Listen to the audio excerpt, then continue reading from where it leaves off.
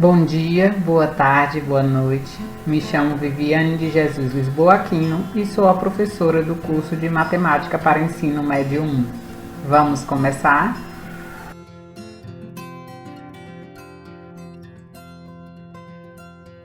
Este é o primeiro vídeo da primeira aula do curso de Matemática para o Ensino Médio 1. Nele, vamos fazer uma revisão dos conteúdos necessários para a disciplina. Vamos lá? Vamos iniciar estudando os conjuntos. Um conjunto, ele é definido como uma reunião de elementos. Um exemplo básico disso pode ser considerar o conjunto formado pelas frutas que começam com a letra M, a saber, maçã, melancia, morango, melão, mamão, etc. Nós dizemos que um elemento pertence ao conjunto quando ele está na lista de seus elementos ou satisfaz a propriedade que define o conjunto. No nosso caso, para o conjunto A definido, nós temos que a uva não é um elemento deste conjunto, porque não satisfaz a definição do mesmo. E dizemos que uva não pertence ao conjunto A e denotamos com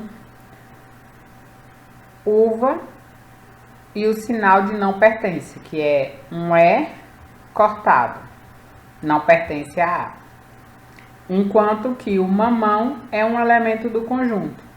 Assim, dizemos que mamão pertence ao conjunto A e denotemos mamão, o sinal de pertence, que se parece com a letra E, e o conjunto A. Além da relação entre um elemento e um conjunto, que definimos anteriormente, também podemos estabelecer uma relação entre dois ou mais conjuntos. Então, essa relação, ela é a relação de estar contido. Então, eu vou dizer que um conjunto está contido em outro quando todos os elementos de um conjunto pertencem a outro conjunto. Para o nosso exemplo, dado o conjunto A definido como o conjunto das frutas que começam com a letra M, nós podemos considerar o conjunto B como o conjunto de todas as frutas. Então, dessa forma, o conjunto A está contido no conjunto B porque todos os elementos de A pertencem ao conjunto B. A notação é de A, o sinal de estar contido, em B. Então, um conjunto vazio, por definição, é aquele que não possui elementos. Ele é denotado por um O cortado. Dando continuidade, para trabalhar com as operações com o conjunto, devemos definir um outro conjunto, o conjunto universo. Nós consideramos o conjunto universo como um conjunto formado por todos os elementos a se considerar. Então, no exemplo anterior, o conjunto formado por todos os alimentos pode ser o conjunto universo, no qual os conjuntos B de todas as frutas e A de todas as frutas que começam com a letra M estão contidos. A primeira operação que vamos ver é a operação de complementar, o complementar de um conjunto. Então, para os elementos do conjunto A, em relação ao conjunto B, o complementar de A no conjunto B é o conjunto formado por todos os elementos de B que não pertencem ao conjunto A. Então, seguindo essa definição, vai ser o conjunto, para o nosso exemplo, o complementar de A em relação a B vai ser o conjunto formado por todas as frutas que não começam com a letra M. E esse conjunto ele é denotado por C de complementar elevado a A sobre B, índice B. Quando estamos procurando o complementar em relação ao conjunto universo, nós denotamos como o A elevado a C, no caso, complementar de A em relação ao universo vai ser A elevado a C. Para não causar confusão nas próximas operações, vamos pensar nos conjuntos C e D quaisquer. Vou deixar de usar os conjuntos A e B que definimos anteriormente como exemplo. Então, dados dois conjuntos C e D, vamos definir duas operações, a união e a interseção de dois conjuntos. Então, o conjunto formado por todos os elementos de C e de D, denotado por CUD, esse U representa a união, é chamado de união dos conjuntos C e D. Na operação de interseção, nós procuramos um novo conjunto que vai ser formado pelos elementos comuns aos conjuntos C e D, aqueles elementos que estão ao mesmo tempo em C e em D.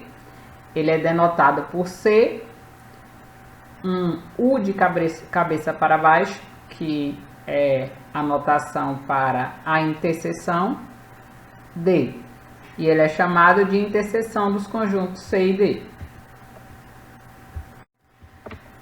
Essas relações entre conjuntos e operações entre conjuntos têm algumas propriedades. Então, eu vou listar, elencá-las aqui e vou pedir que vocês deem uma estudada nelas e conferir a efetividade dessas propriedades. Então, a primeira propriedade é que um conjunto ele está sempre contido nele mesmo. Então, isso pela definição, já que todos os elementos do conjunto pertencem a ele mesmo, então ele está contido nele. Uma segunda propriedade é que se o conjunto A está contido no conjunto B e o conjunto B está contido no conjunto A, então os dois conjuntos são iguais. Então, todos os elementos de um são elementos do outro. Então, essa segunda relação é chamada de antissimetria. A terceira propriedade, ela diz que se A está contido em B e B está contido em C, então A está contido em C. Então, nós temos que a transitividade. A quarta propriedade indica que o conjunto vazio está contido no conjunto A, qualquer que seja o conjunto A. Na quinta propriedade, se o conjunto A está contido no conjunto B, então o complementar de B em relação ao universo está contido no complementar de A em relação ao universo.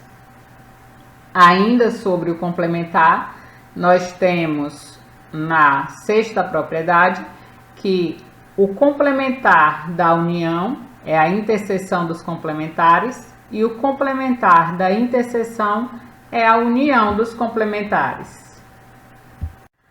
As próximas propriedades são que a união e a interseção são comutativas, que a união e a interseção são associativas, que A união com B é igual a B, se e somente se o A está contido em B, se e somente se a interseção com B é igual a A. A última propriedade é uma espécie de distributividade entre as operações de interseção e união, do mesmo tipo que nós vemos entre a multiplicação e a adição nos conjuntos numéricos. Nosso interesse agora é voltado para os conjuntos numéricos, iniciando com os números naturais. A construção dos números naturais, ela foi feita através do princípio da contagem, quando comparamos um conjunto com outro. Então, por exemplo, a comparação entre as ovelhas no campo e as pedras no saco do pastor das ovelhas. Ao estudo dos conjuntos naturais, é interessante pensar no sucessor e antecessor de um número. Então, aqui em se tratando do conjunto dos naturais, o sucessor de um número qualquer x vai ser esse número mais 1. Aqui eu já estou inserindo a ideia da operação de adição. E o antecessor vai ser esse número menos 1.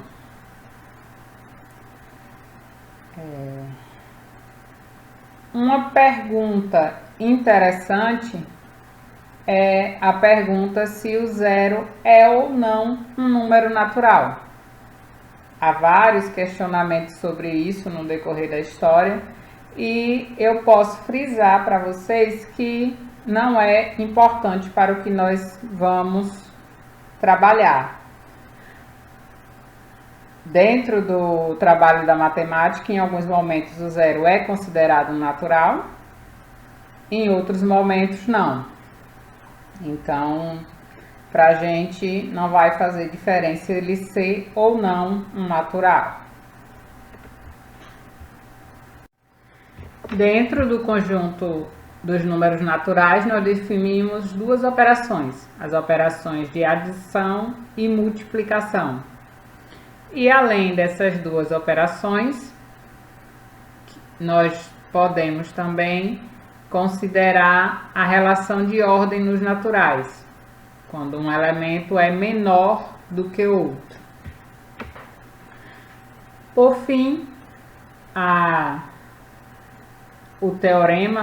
o axioma de maior interesse dentro do conjunto dos naturais é o que nós chamamos de axioma de indução, que ele vem com uma regra onde, se eu consigo que uma informação é verdadeira para os primeiros números naturais, a partir dessa informação eu consigo mostrar que se é verdade para um número natural, é verdade para o seguinte, então fica provado que é verdade para todos os números naturais.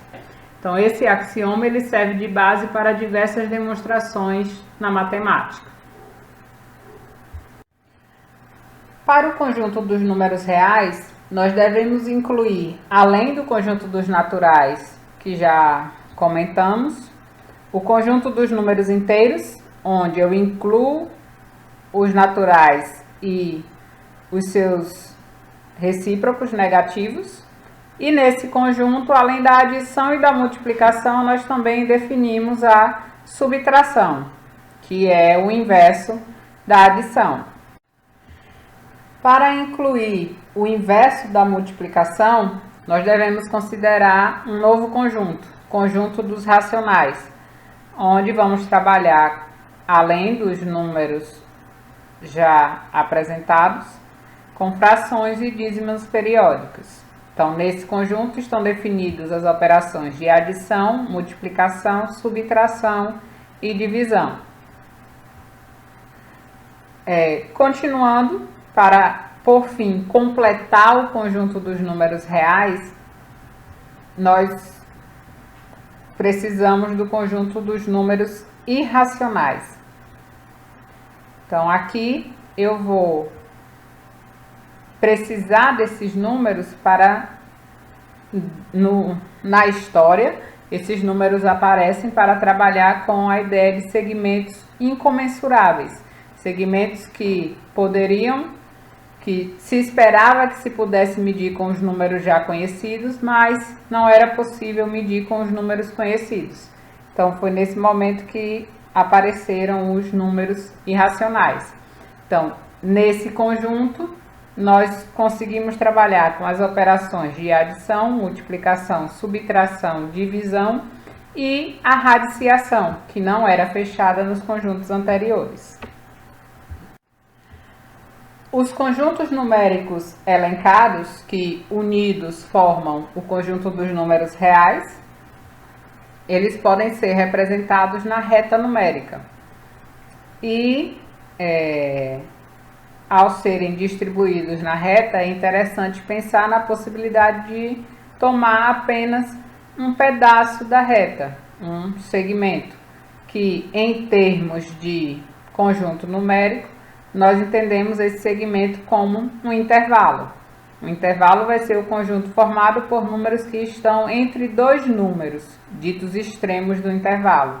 E esses extremos eles podem estar ou não inclusos no intervalo. Então, eu tenho aqui as possibilidades de intervalo aberto ou fechado.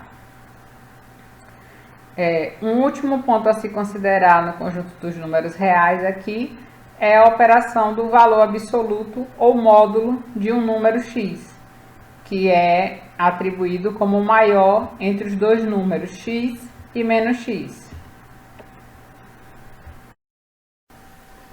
Na nossa próxima aula, vamos relembrar um pouco sobre o conteúdo de funções. Até lá!